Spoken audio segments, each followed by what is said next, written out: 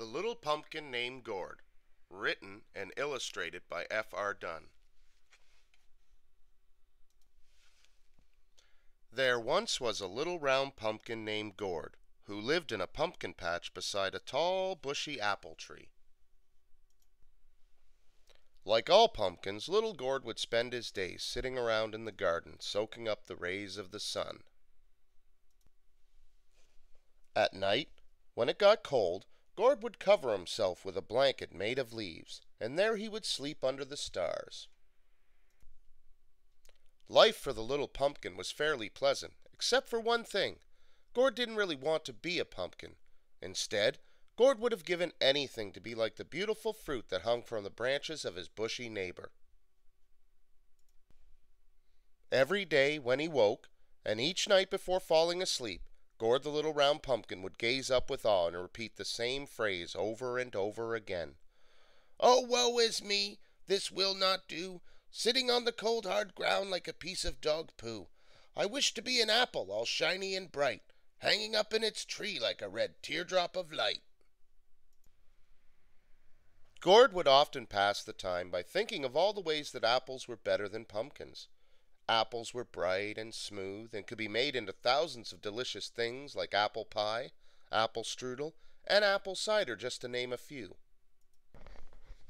Yes, pumpkins could be made into pies and added to other foods as well, but they were only ever eaten during a certain time of year. Apples, on the other hand, seemed to be enjoyed year-round.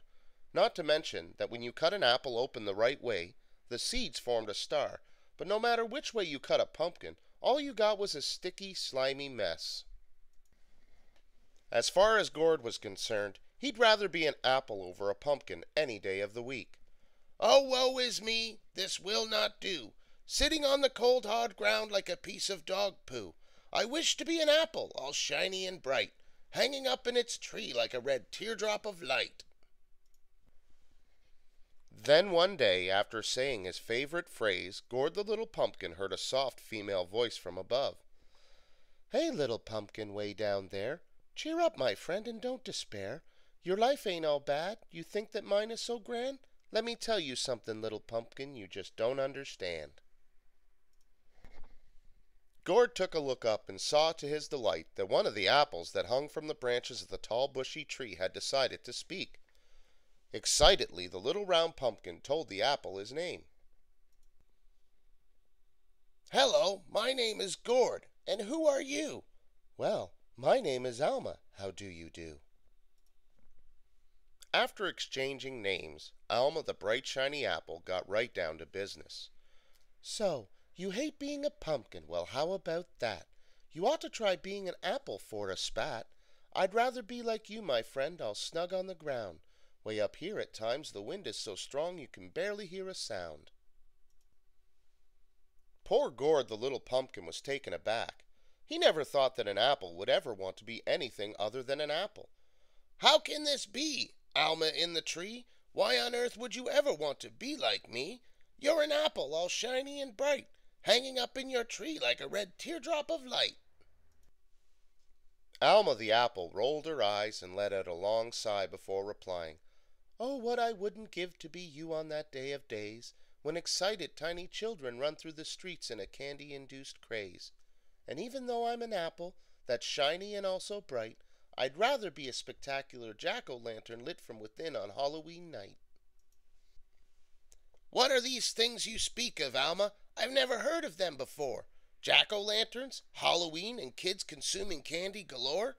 It sounds like loads of fun, something I'd rather like to do. Please fill me in, Alma. Connect the dots or at least give me a clue." Alma then went on to do her best to tell little Gourd everything she knew about Halloween. She told him about the costumes, trick-or-treating, and of course the time-honored tradition of carving pumpkins into jack-o'-lanterns. When Alma was finished telling Gourd everything she knew about Old Hallows Eve, the little round pumpkin suddenly didn't feel so bad. Maybe being a pumpkin wasn't such an awful thing to be after all. Then, suddenly, Gourd the little round pumpkin started to feel bad for Alma. He knew that Alma could never be a jack-o'-lantern, just like he couldn't be an apple. "Poor Alma, I'm sorry about your fate. Maybe you can find something else to be before it's too late. I know your heart was set on being something that you're not. A lesson was learned here today, and you're the one who taught. Silly little Gourd, there's more you've yet to learn. Those that seek greener pastures often get a burn. I never really wanted to be a pumpkin, such a task I could never grapple. In truth, there's something else I'd like to be, called a caramel-covered apple. Gourd was surprised by Alma's admission. What was a caramel-covered apple, he thought. It sounded like fun, whatever it was. And on that day of days, when kids all across the world dressed up and went trick-or-treating, Gourd and Alma's wishes finally came true.